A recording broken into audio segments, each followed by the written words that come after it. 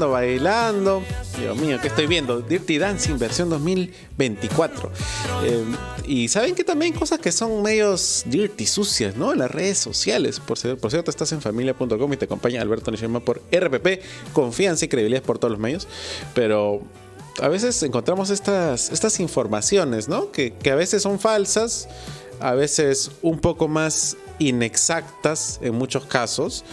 Y es el fenómeno de las fake news y la posverdad, ¿no? Porque antes teníamos el tema de que hay una verdad. O sea, bueno, hay algo que es cierto y ahí está.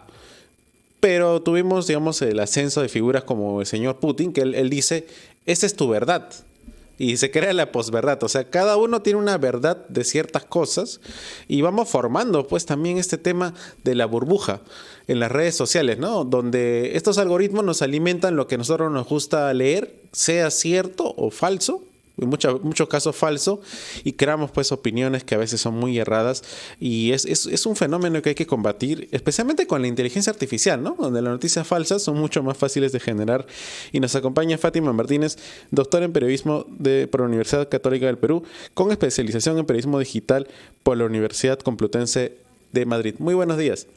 Buenos días, ¿cómo estamos? ¿Qué tal? Sí, Fátima, justo hablamos esto de las noticias falsas, un fenómeno que ahora con la inteligencia artificial pues ya está con esteroides, ¿no? Básicamente. Bueno, te cuento brevemente que la inteligencia artificial, lo que es el concepto de inteligencia artificial, nace en 1950 gracias a Alan Turing, un matemático que se plantea si las máquinas pueden pensar, con lo cual nada nuevo bajo el sol. Es decir, lo que es el concepto de si pueden las máquinas pensar, que nos revoluciona hasta hoy, es la evolución de Internet, y el nacimiento de la desinformación o las falsas noticias es desde el que el ser humano existe. Y antes de la llegada del periodismo, para la empresa de batallas, de ganar imperios, ya existían las falsas noticias. Es decir, la desinformación ha existido de toda la vida, desde el que el ser humano habita en el planeta. Claro, además siempre dicen, ¿no? La historia la escriben los ganadores. Entonces esa es la primera desinformación. Sí, exacto, ¿no? Y cómo ganar y emprender batallas. Entonces, de algún modo, esto siempre ha existido. Lo que pasa es que ahora, con las redes sociales y con el boom de lo que es el concepto de inteligencia artificial, ha ganado más fuerza, ¿no? Y se ha popularizado más. Pero verdaderamente el problema siempre ha existido y tenemos que hacer frente a lidiar con la información para no caer en las falsas informaciones o en la desinformación. Claro, porque hacemos este tándem, ¿no? De las redes sociales que permiten distribuir las cosas mucho más fácil que el boca a boca, que antes uno iba a la reunión y bueno, le decían el teléfono malogrado, ¿no? Que se le llama. Y bueno, la IA, pero la inteligencia artificial que ahora está con la etapa generativa, ¿no? Que sí. Ahora sí, pues ahora le dices, escríbeme una noticia de que, por ejemplo, nuestra invitada Fátima Martínez va a bailar reggaetón todos los fines de semana. Y la IA lo escribe como si fuera ciertamente real, me pone detalles, o sea, se inventa, pero me pone detalles, entonces no hay mucho esfuerzo para crear noticias falsas. Creo que ese es uno de los temas ahora. Bueno, yo creo que también está el ser humano para combatirlas, es decir, vamos a tener mucho boom de informativo que es falso, pero también estamos nosotros, los periodistas, los primeros responsables en cómo combatir la desinformación y las noticias falsas.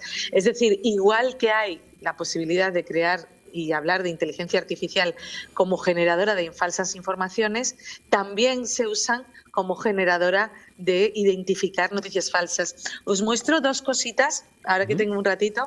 Por un lado, la guía de la desinformación, contra la desinformación, que ha presentado el JNE, y aquí tenemos, financiado por la Unión Europea, y también con apoyo de la Asociación Nacional de Periodistas del Perú e Internacional IDEA, una guía contra la desinformación que habla de esa capacidad de verificación que tuvo el JNE con las elecciones del 2021, y este librito que recomiendo, No estamos solos, de Ojo Público, de herramientas de inteligencia artificial en la era de la desinformación, ¿vale?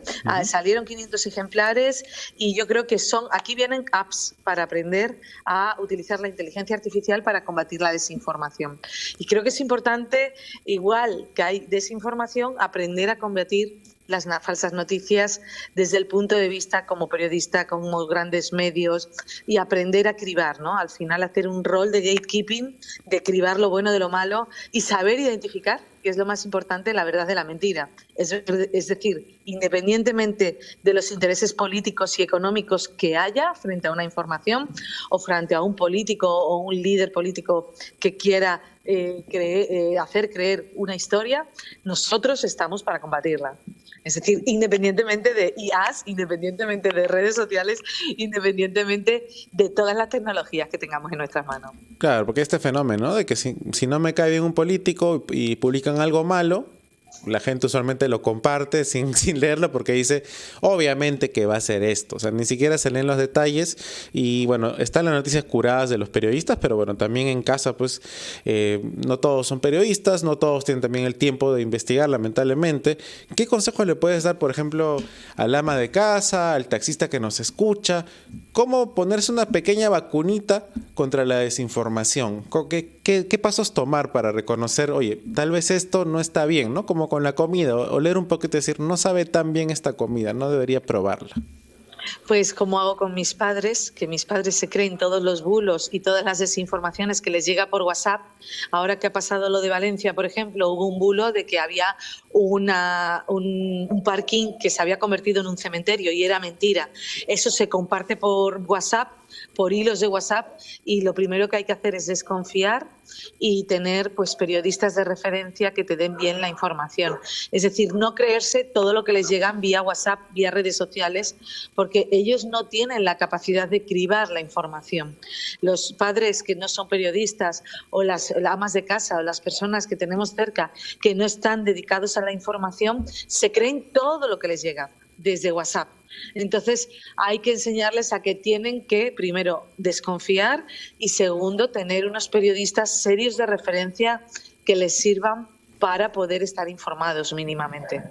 Entonces, no creerse todo aquello que les venga, especialmente en momentos de pánico, incertidumbre, de ¿no? miedo, de catástrofe, lo que hemos vivido ahora en Valencia. Te comento brevemente, en España, 50 bulos en menos de una semana. Claro, Virales. los bulos son las noticias falsas, ¿no? Porque es un término bastante español. Falsas. Sí, es un término español, perdón, es la desinformación. Ajá. 50 tipos diferentes de desinformaciones en menos de una semana, lanzado vía redes sociales. Claro, como variantes de COVID aparecen, ¿no? Nuevas, van variando, uno le mete una cosa, y hay que resaltar que también parten a veces de un dato que puede ser cierto y luego le van jalando el hilo, ¿no? Dándole otra. Por ejemplo, tienes un desastre de Valencia, de las inundaciones, pero obviamente como sabemos que hay un desastre, dicen hay que meterle más a la torta. Es un tema bastante complejo y te agradezco que hayas dado estas recomendaciones, como digo, ¿no?, al público en general, porque los periodistas en verdad deberíamos siempre tener esto en mente. Lamentablemente también hay otros mecanismos que mueven también la industria que hacen que a veces se esquive esto, pero es muy importante y muchas gracias por las recomendaciones. ¿Podrías darle así a nuestro público, antes de despedirnos, las recomendaciones de los libros para analizar esto y para que puedan revisar también en su tiempo libre? Pues mira, Ojo Público publicó, esto es de este año, esto es de este año, de 2024. Ojo Público publica No estamos solos, son 500 ejemplares y es súper chévere. Esto es más para periodistas, pero bueno, si alguien está interesado en estos temas, que lo utilice. Y luego esta guía contra la desinformación, que es más de divulgación, esta va a gustar mucho a la gente. Me van a mandar muchos a casa. Esto lo ha sacado el Jurado Nacional de Elecciones, financiado por la Unión Europea y con idea internacional y el apoyo de la Asociación Nacional de Periodistas del Perú. Pues esta guía habla de lo que hizo el gobierno peruano, que es pionero, cómo combatir la desinformación en un periodo electoral como en el 2021 sucedió. Que, por cierto, el Perú es pionero en crear un montón de redes de verificación cuando se produjo todo el tema de la llegada de Castillo al poder. Y eso me parece súper interesante, redes dentro de medios de comunicación digitales súper chéveres. Entonces, de algún modo, la gente de al pie de la calle, que tú me has hecho una pregunta maravillosa, es decir, tenemos que pensar en la gente que está en la calle, que no se fíe de las primeras informaciones que llegan vía WhatsApp, porque son las mayores desinformaciones las que se mandan por grupos de WhatsApp para generar pánico, que ese es uno de los objetivos de la desinformación.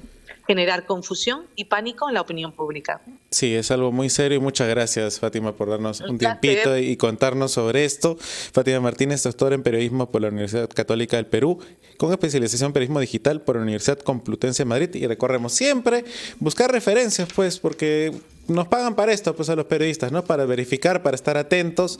Te puede caer mal o bien, pero siempre el periodismo intenta, al menos el bueno, intenta llevarte, pues, lo más cercano a la verdad.